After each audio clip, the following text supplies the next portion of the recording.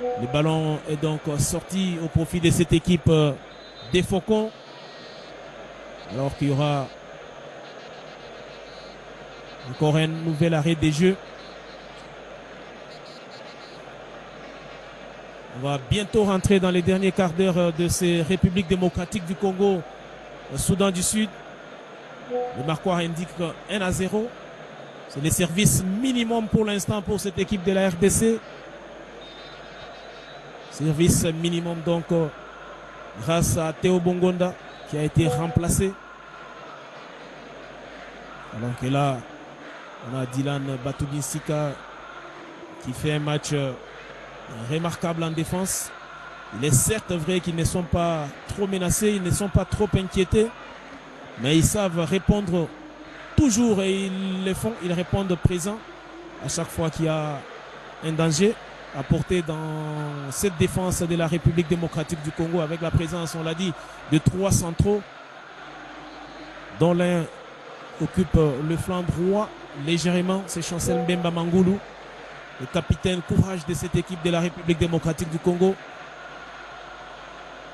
à qui cette présence en sélection fait énormément du bien. Lui qui a été relégué dans les gradins pratiquement par l'entraîneur italien de l'Olympique de Marseille. Alors qu'on revoit encore Cédric Bakambu, Bakagol,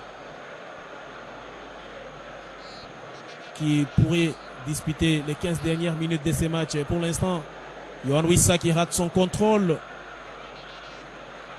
Il y a beaucoup d'erreurs d'inattention, beaucoup de ballons susceptibles d'être récupérés par les Congolais, mais qui ne les sont pas parce que tout simplement ils sont surpris. À chaque fois que le ballon arrive, on sent qu'il y avait un manque de concentration, qu'il y avait un manque d'attention. Attention à cette frappe. Heureusement que Bouchiri était là pour empêcher, même si on réclame une main côté soudanais. Mais pour l'instant, le ballon est congolais. On revient encore derrière avec Dylan Batoubin-Sika pour Arthur Maswaku. Le couloir est fermé et on repasse derrière avec Bouchiri. C'est vraiment une attitude extrêmement incompréhensible pour les attaquants congolais parce que par 3 fois ils sont devant des situations où ils peuvent pratiquement faire scorer, mais ils sont toujours surpris par le ballon, ils sont en retard. Est-ce que c'est l'inattention? Est-ce que c'est la fatigue? Est-ce que on a minimisé peut-être l'adversaire?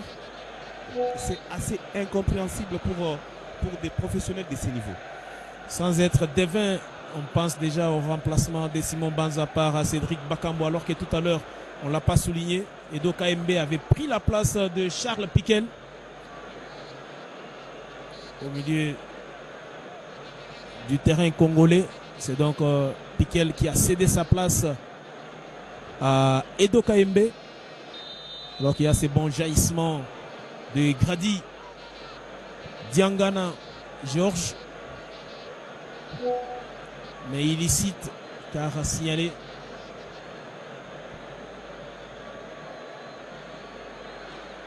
« 75e minute. Et toujours 1-0 pour la République démocratique du Congo. Là, on va peut-être s'inquiéter de voir que le dernier remplacement congolais pourrait avoir lieu dans les derniers quarts d'heure. Avec un temps réduit, est-ce que Cédric Bakambu pourrait donner de la joie à ces Congolais qui l'attendent, des pieds fermes dans ces matchs? Son remplacement se prépare déjà alors qu'il y a un nouveau cas des blessures, cette fois-là côté sud-soudanais. Ils sont vraiment fatigués.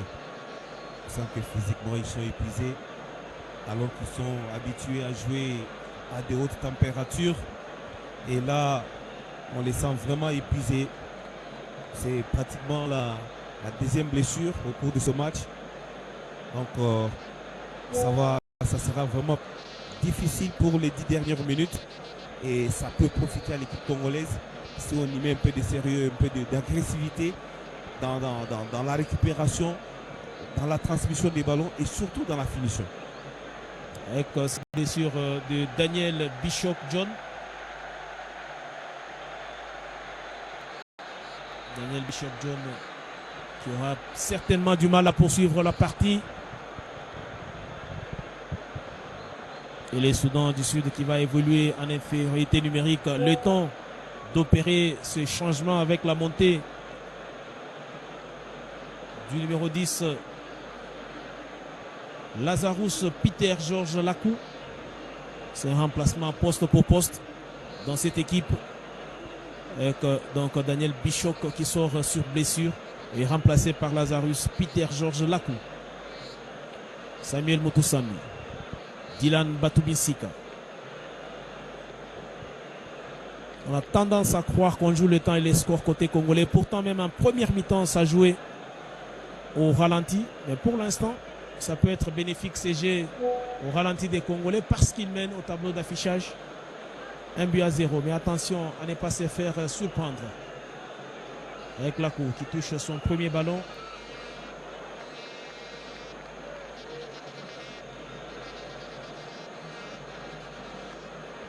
Récupération d'Ewani. Côté soudanais pour Chan. On va y trouver Wani à nouveau. Loin devant. Le ballon qui sera récupéré par Grady Diangani qui joue avec Meshak Elia. Grady à nouveau dans un petit périmètre. Et ça sera donc une touche concédée dans la mauvaise zone par les coéquipiers du capitaine Chancel Mbemba qui a couru en vain pour ne pas récupérer ce ballon. Et c'est donc une touche alors qu'on est déjà dans le dernier quart d'heure de ces matchs entre la République démocratique du Congo et les Soudan du Sud. Est-ce une stratégie pour Sébastien Desabre de gérer Cédric Bakambu quand on sait que la RDC aura un match assez difficile du côté des Nouakchott mardi contre la Mauritanie? Un terrain qui en son temps avait été hostile à Cédric. On se souviendra du carton rouge. Et Cédric Bakambu justement qui va faire son entrée. On le disait tantôt. Ça sera un emplacement de Simon Banza qui s'est battu mais qui n'a pas été très impactant dans les jeux. Il s'est battu au même titre que Silas Katompa. Mais c'est un autre compère en attaque, Théo Bongonda, qui a trouvé le chemin défilé alors que Cédric Bakambu est rentré sous cette ovation du public ici au stade des Martyrs. Un retour des Bakagol salué en sélection. Une année, voire un peu plus d'absence pour l'attaquant congolais qui fait son grand retour. Et l'on attend que ce soir soit celui de Cédric Bakambu. On se souvient encore de son but contre les Libéria sur passe magistrale de Trésor Mputu. Et Cédric Bakambu avait soulevé ce stade pour hisser la République démocratique du Congo en CAN. Les tickets égyptiens avaient été obtenus grâce à ces buts de Cédric Bakambu, dont on salue le grand retour en sélection. Oui, il est revenu parce qu'il le mérite. Il est vraiment très en forme avec son équipe et il enchaîne les buts, il enchaîne les performances. Je pense qu'on l'a gardé pour jouer les 10 dernières minutes à cause du carton jaune parce qu'il est il a un carton jaune, donc un deuxième lui couvrirait du match contre la Mauritanie. Donc il peut bien gérer comme professionnel ces 10 dernières minutes, mais il peut toujours nous faire quelque chose parce que c'est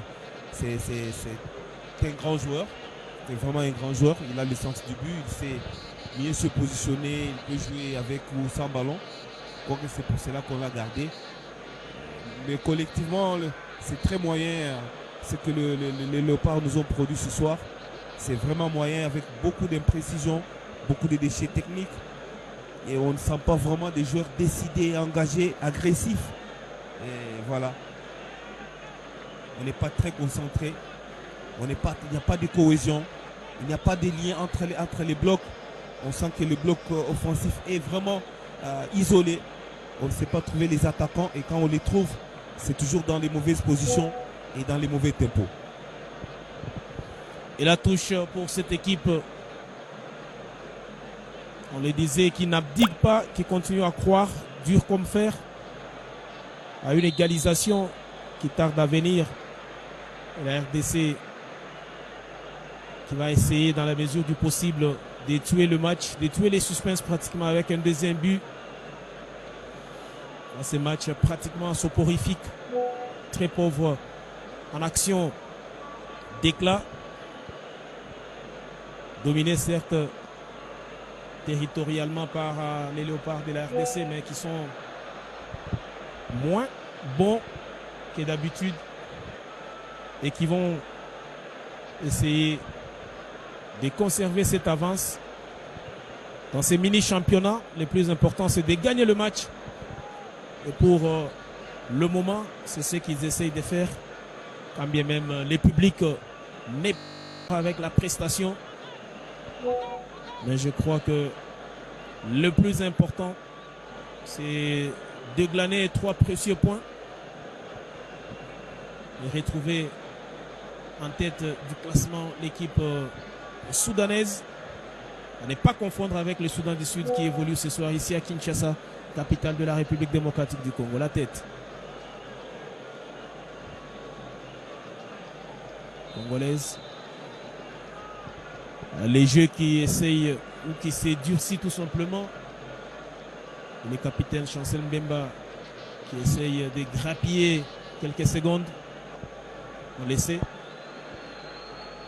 Avec cette passe en profondeur, peut-être les ballons attaqués. Non, ça sera trop fort.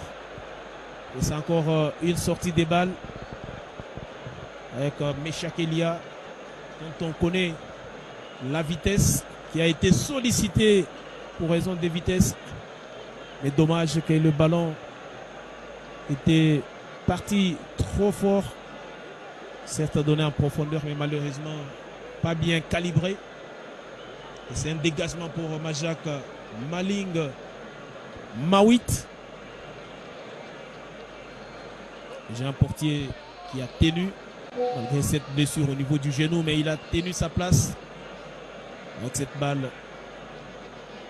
Et la déviation de la tête d'Edo Kayembe. Samuel Mutusami qui va essayer de mettre le ballon à terre avec Maswaku pour Edo Kayembe. Sociétaire de Watford. Auteur d'une bonne saison avec son club. Et les gardiens qui va s'étrouer pour mettre cette balle en touche. Avec cette présence à ses côtés de Yohan Wissa qui a fait peur donc au portier sud-soudanais. Et qui a mis le ballon en touche. On revoit encore cette attaque de Yohan Wissa qui est allé au contact du portier et qui a réussi à dégager le ballon et à mettre en touche. On sent qu'on joue le temps et les scores côté congolais. On n'est pas du tout pressé pour effectuer la remise en touche par Arthur Maswaku.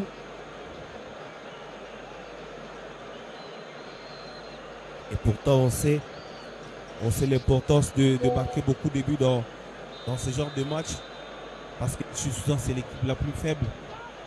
Et, à la dernière journée, c'est la comptabilité des buts qui pourra vraiment faire la différence aussi. Si on n'a pas dépassé les autres équipes avec les points, on sortira des calculatrices. Et là, on voit que cette équipe congolaise semble ne pas prendre ces détails au sérieux. On ne veut pas marquer. On ne force pas les talents pour marquer. On ne sent pas la rage, on ne sent pas la colère, on ne sent pas la détermination à marquer beaucoup de buts devant cette petite équipe. Petite entre parenthèses parce que actuellement toutes les équipes essaient de donner les meilleurs d'elles-mêmes. Peut-être qu'ils ont tiré la leçon de cette défaite surprenante contre la Guinée du côté du stade Alassane Ouattara de Bimpe en Côte d'Ivoire. On se souviendra que la RDC était au coude à coude avec l'équipe guinéenne.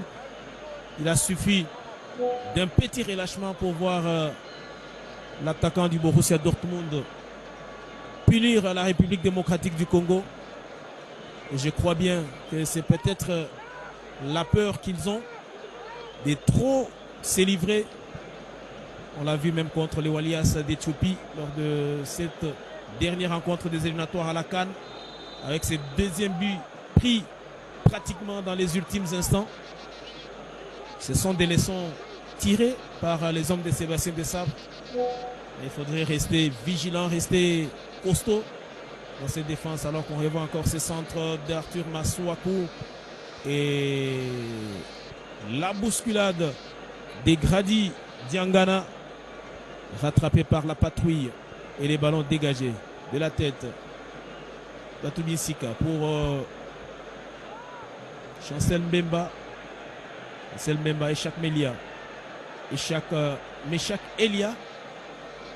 Autant pour nous.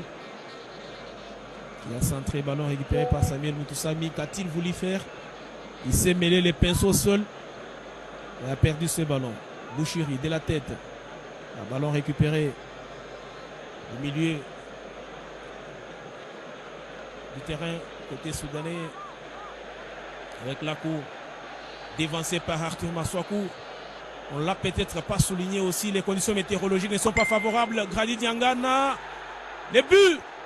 Malheureusement, il y a ces sauvetages des dernières minutes après ce grand travail de Grady Diangana dans cette défense sud-soudanaise. Il y a eu ces sauvetages alors qu'on voyait ces buts au fond des filets. On les disait, les conditions météorologiques ne sont pas non plus bonnes. Exactement. Cette pluie qui a un peu dérangé, déstabilisé les crampons. On ne sait pas garder les ballons. Les ballons est très fouillant maintenant. Mais ce n'est qu'une excuse. Mais là, ça a été bien joué. On revoit encore ce travail de Diangana alors que Cédric Bakambu attendait ses ballons. Il a raté complètement son contrôle. Et Yohan Wissa, à lui, était empêché de marquer. Masuaku le connaît. Parti la tête. Oh, c'est dévié. La tête de Chancel Mbemba. C'est ce qu'il sait faire de mieux, les capitaines congolais. Non, mais je le disais que c'est un très bon gardien, ce gardien. Avec cette tête pratiquement en extension. Une tête ronaldesque. Il a pris l'envol. Il est resté dans les airs. Et il a fouetté les ballons de la tête. Mais heureusement pour les Sud-Soudanais, malheureusement pour les Congolais, encore un corner. Cette fois-là dévié. La reprise de Samuel Moutoussami. A-t-il voulu faire une passe ou c'est un contrôle, une frappe ratée de sa part? Peu importe. Le ballon pour Meshak Elia. Dimitri Berthaud. Mauvaise relance de Dimitri Berthaud. Attention à ne pas s'exposer et à jouer avec le feu. Heureusement qu'il y a ces replis. Il y a ces replis défensifs de la République démocratique du Congo. Ça a failli être l'action du match, mais négative pour les portiers congolais. Heureusement. Et heureusement pour les Congolais qui a eu d'abord ces ralentissements de jeu côté soudanais parce qu'ils étaient pratiquement à 2 contre 2, voire à 2 contre 1 sur cette action. Et ils avaient la possibilité de battre les gardiens. Mais dommage. Dommage pour les Faucons de Gédiane. Il y a eu ces retours gagnants de la défense de la République démocratique du Congo pour empêcher donc ces buts. Et là, ça sent la fatigue avec Arthur Masuaku qui se tient les genoux. Ils ont tout donné. On est dans la dernière minute du temps réglementaire de ces matchs. Avec la RDC qui est en train d'assurer un service minimum, mais contrôle de la main de Yohan Wissa. Rattrapé, on attend connaître le temps additionnel de cette deuxième mi-temps. Il y en a eu 5 en première mi-temps. Et là, on joue les dernières secondes. Il y en aura peut-être 5 ou 6 avec les blessures et les remplacements. Attention sur cette action et cette montée.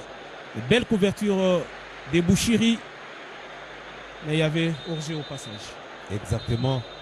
C'est vraiment un costaud. Il est très solide. Mais là, il doit avoir eu un problème. Il doit avoir eu un problème à la dernière action.